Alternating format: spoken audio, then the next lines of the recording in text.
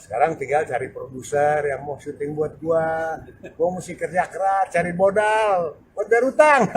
Utang apa bang? Boleh tahu bang? Mungkin. Lu kira murah?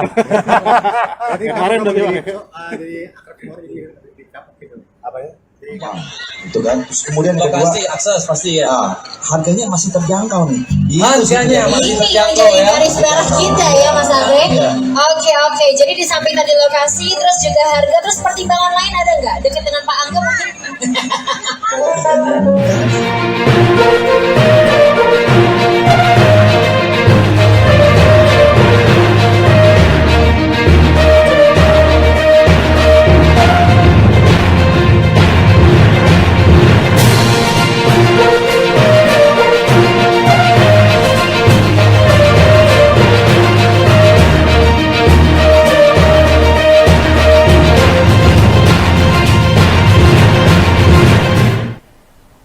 Halo Tribuners, jumpa lagi bersama saya Mutiara dalam tayangan berita terkini artis di Tribun Lampung. Kami akan menyajikan informasi terupdate dan terpercaya untuk Anda terkait dengan berita terkini artis. Dan inilah berita terkini artis Tribun Lampung selengkapnya. Keluar tahanan, Pire Gruno mulai akting demi bayar utang. Aktor Pire Gruno mengaku kini tengah bekerja keras untuk menutup berbagai kebutuhannya.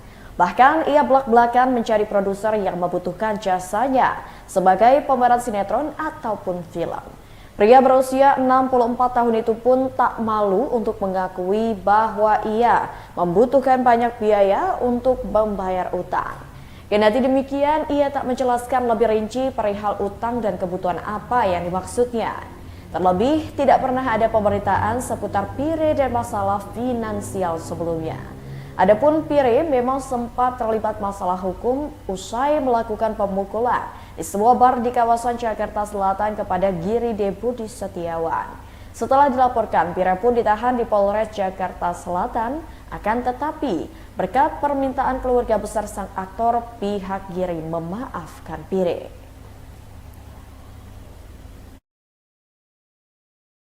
Saya dan keponakan saya. Ya, dia yang membantu semuanya itu.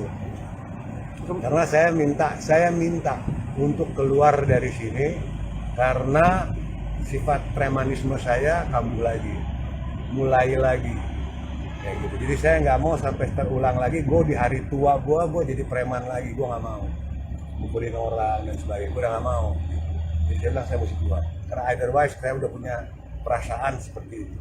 Jadi saya udah nggak mau lagi. Jadi poin-poin kesepakatannya apa sih bang mungkin bang? Ada kesepakatan yang penting? Sebenarnya nggak ada ya, jadi saling memaafkan gitu ya, terus mencabut perkara dan sebagainya. Nah sekarang tinggal cari produser yang mau syuting buat gua mesti kerja keras, cari modal, buat bayar utang. Utang apa bang? Boleh tahu bang? Mungkin. Lu kira murah? Jadi kemarin dari bang. Jadi akar kemarin di kapok gitu. Apa ya? Di kapok di negara-negara gitu. Sekarang jadi gini ya, otak saya ini masih otak zaman dulu. Kalau lu berantem, ya kurang puas, berantem lagi, sampai puas sadar atau nggak mau damai.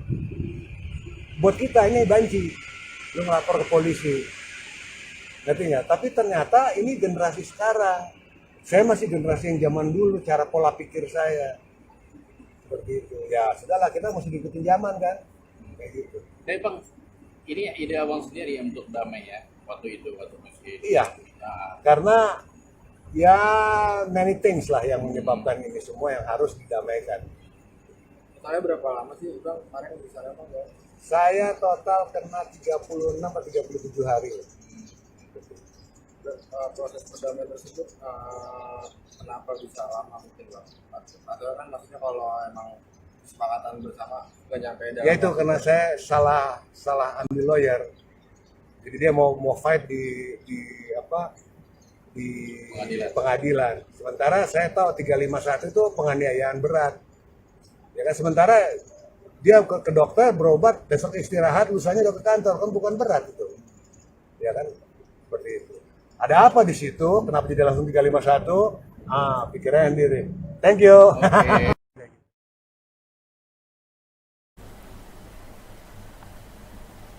Kabar selanjutnya datang dari mantan istri Vicky Prasetyo, Kalina Oktarani, yang jadi saksi dalam kasus Denny Sumargo karena kasihan. Kasus Denny Sumargo yang diminta tes DNA ulang oleh DJ Ferny Hasan belakangan tengah jadi buah bibir. Gara-gara hal tersebut, sosok Kalina Oktarani pun ikut terseret. Kalina Oktarani bahkan diminta Densus sapaan akrab Denny Sumargo untuk menjadi saksi. Pada satu kesempatan, Kalina Oktarani juga mengungkapkan kebaikan hati aktor Denny Sumargo pada disc joki Ferny Hasan meski hasil tes DNA pertamanya negatif. Sebelumnya diketahui Denny Sumargo dituding sebagai ayah biologis anak Ferny Hasan. Namun tudingan tersebut berhasil dipatahkan saat hasil tes DNA pertama menyatakan Denny Sumargo bukan ayah biologis dari anak Ferny Hasan. Kendati merasa dirugikan dengan pernyataan Ferny Hasan, kebaikan hati Denny Sumargo terhadap sang DJ pun diungkap Kalina. Kalina Oktarani mengatakan Denny Sumargo tak mau memperpanjang masalah dengan Ferny Hasan. Bahkan aktor yang akrab disapa Densu itu pun memilih untuk diam.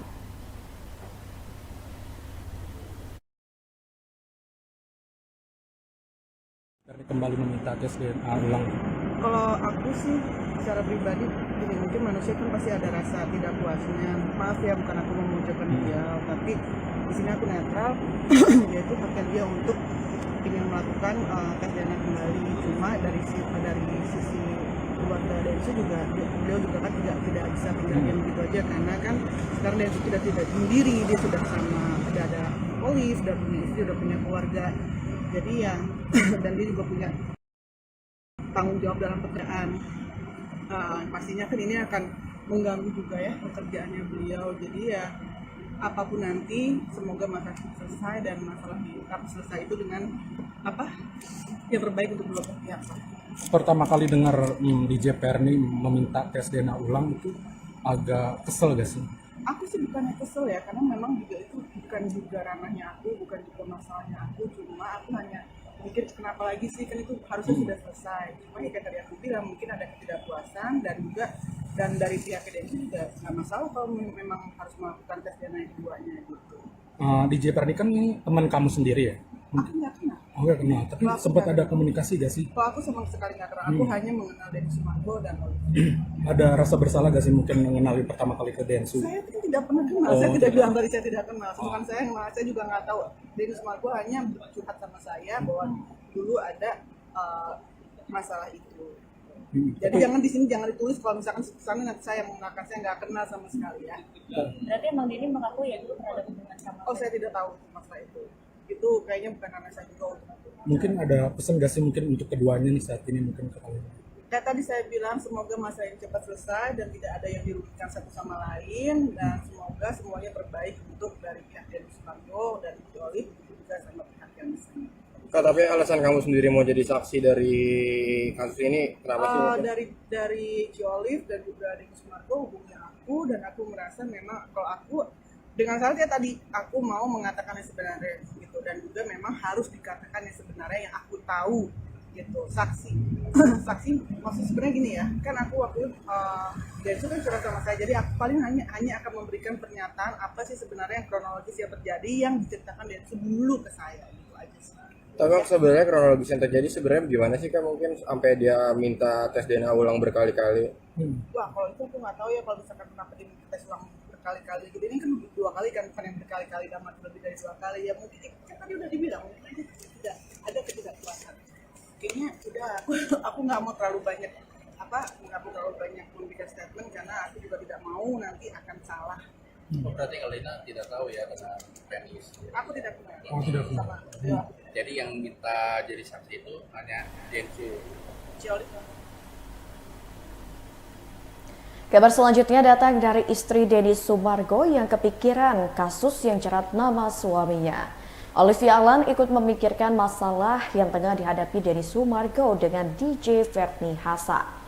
Menurut Denny Sumargo, meskipun Olivia bisa berjiwa besar mendampinginya menghadapi Ferny Hasan, namun sang istri tetap saja kepikiran.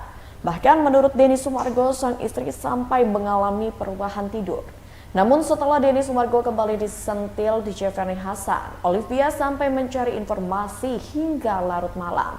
Seperti diketahui, DJ Ferni Hasan kembali menyenggol Denny terkait kasus anaknya, di mana DJ Ferni menantang Denny Sumargo untuk kembali melakukan tes DNA lantaran ragu dengan hasil tes DNA 4 tahun lalu.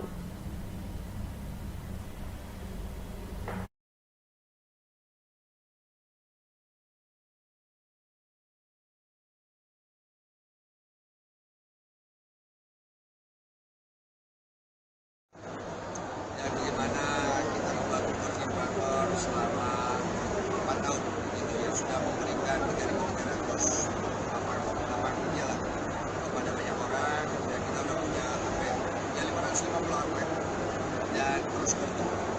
Bangga nggak sih Bang?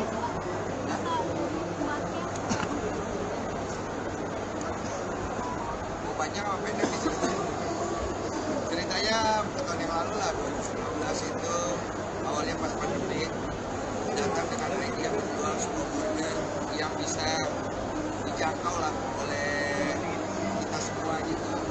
Karena kan kita tahu burger itu kan masih harganya tidak ada yang jelata ya, rata-rata harga tinggi ya. Maka kita datang untuk menjual burger yang bisa dinikmati oleh rakyat, tapi harganya juga masuk di kantong lo gitu.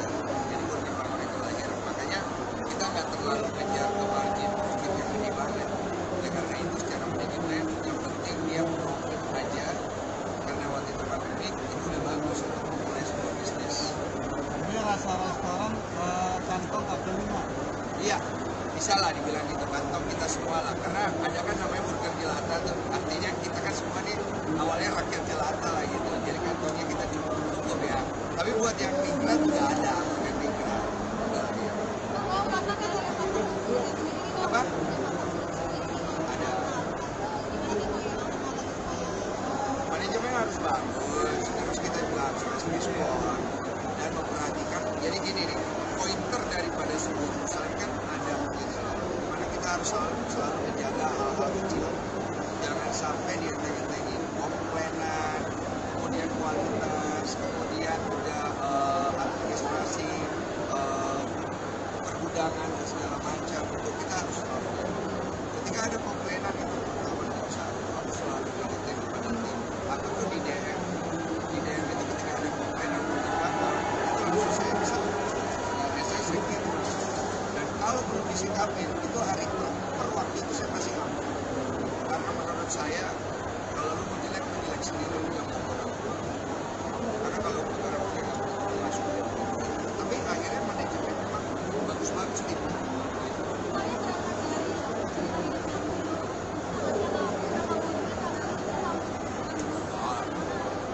Sebenarnya burger ini foundernya ada orangnya nomor. Iya, jadi awalnya dia, gua sebagai jumlah orangnya nomor mau dia. Jadi dia lah yang harus dapat tanya ya masalah itu. Karena sebenarnya jujur gua tuh gak suka makan burger awalnya kan. Dan ketika akhirnya dia ngobrol sama gua bilang kalau burger lu bisa makan, boleh kita gitu. Akhirnya pas gua coba, oh ini gua bisa makan ya. Padahal ada beberapa burger yang harganya udah cukup premium sekali atau sebelah. Karena nggak semua orang kan cocok makan burger. Terus akhirnya dari situ baru jalan.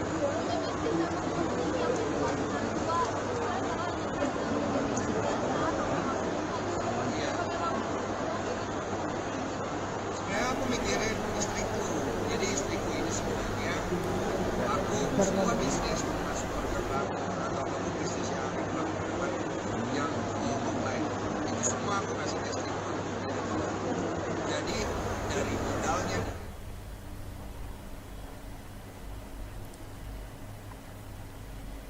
Kabar selanjutnya datang dari Tengku Wisnu yang membeberkan fakta di balik rumah tangganya yang selalu harmonis. Rumah tangga pasangan suami istri Shiren Sungkar dan Tengku Wisnu tampak selalu harmonis.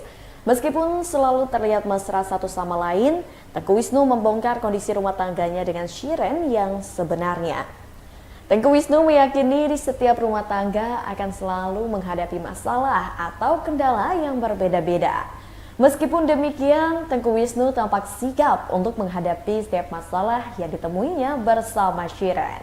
Meskipun sudah menjalani pernikahan selama 1 dekade dengan Shiren, namun Tengku Wisnu mengaku masih terus belajar. Seperti diketahui, Tengku dan Shiren menikah pada 17 November 2013 lalu.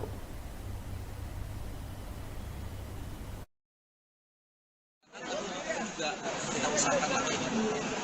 Nah terus olahraga sih kalau menurutku ya, cuman kadang-kadang kita bingung olahraga di luar juga polusinya kayak gitu, kita mau lari tapi pagi-pagi kok bisa kualitas udaranya parah banget gitu ya. Jadi ya kalau bisa ada yang bisa kita lakukan olahraga di rumah, ya coba usaha olahraga di rumah juga nggak ada masalah kalau menurut saya. Banyak kok kita tinggal nonton YouTube, terus yang kayak misalnya kardio apa segala macam itu bisa kita lihat contohnya di YouTube. Jadi kita bisa olahraga di rumah, nggak harus kita apa namanya jendela, kamar segala macam, itu bisa kita lakukan di rumah. Banyak hal, tapi yang paling penting doa sih, doa sama Allah dan Allah jangan kita semua. Kak Wisnu sendiri suka bercanda sama anak, tapi gimana sih biar membatasi anak tuh tahu ayah dan anak gitu, nggak kebablasan gitu loh bercandanya. Oh, Batasan lah. ada waktunya sih, kayak misalnya Mbak udah nikah belum? Belum. Nanti kalau nikah, kalau sudah nikah, suami misalnya, saya ada waktunya bercanda sama Shiren misalnya gitu kan, bercanda main segala macam. Ada waktunya kita tegas sama istri. Nah, kalau karena sebenarnya sama aja kalau mulai kayak gitu. Ada waktunya kita memang jadi temennya anak-anak tuh ada gitu kan, main segala macam, bahkan bahasanya itu kayak jadi badut-badutan lah sama anak-anak gitu. Jadi budaknya, jadi apa segala macam, main aja gitu sama anak-anak. Jangan jadi berat bapak maksudnya, tapi jadi muda gitu kan. Bapakmu loh, gitu. Kayak gitu. Anak kita main sama siapa dan gitu kan. Udah main aja, main senang-senang, anak-anak ada waktu memang bermain. Tapi memang ada waktunya kita tegas, ada. Artinya yang saya pelajari ya dari ilmu parenting yang saya pelajari, kita itu tidak boleh terlalu yang namanya berlebihan memanjakan anak, gitu ya. Kasih sayang banget pada anak yang berlebihan, tapi juga jangan terlalu cuek juga sama anak. Nah, tengah-tengah aja gitu ya, artinya kasih sayang kita kasih, tapi juga di satu sisi juga kita juga jangan cuek banget. Jadi ya di tengah-tengah lah, di antara itu semua di tengah-tengah. Ya, balik lagi kita pertolongan Allah untuk jaga anak-anak. Bang Wisnu kan mendidik anak-anak dengan nilai-nilai agama ya Bang Wisnu. Sejauh ini anak-anak gimana sih dengan didikan beragamanya Bang Wisnu sama Kak Shiren? Mungkin seperti apa sih anak-anak responnya dan apa ya daily-nya mereka seperti apa gitu? Pertama, kami yang masih belajar sampai sekarang pasti ya. Berarti 9 susah juga jadi nilai agama kepada anak ya, karena pasti kan dilihat orang tua dulu kan, orang tua juga dilihat dia masih belajar juga nih gitu ya. Saya sama Shiren, jadi poinnya yang pertama bagaimana suami istri belajar. Kabar terakhir datang dari Andre Taulani yang borong 5 rumah untuk karyawannya. Artis Andre Taulani baru saja memborong 5 unit rumah yang akan diberikan untuk karyawannya di Pesona Kahuripan Cilengsi. Sultan Bintaro itu pun memilih Pesona Kahuripan karena menurutnya harga serta lokasi yang terjangkau. Andre mengaku awalnya ia ragu untuk membeli rumah di kawasan tersebut. Namun begitu melihat ke lokasi, dirinya pun langsung jatuh cinta. Lebih lanjut, ia mengaku senang investasi rumah karena harganya terus meningkat dibanding kendaraan motor ataupun mobil.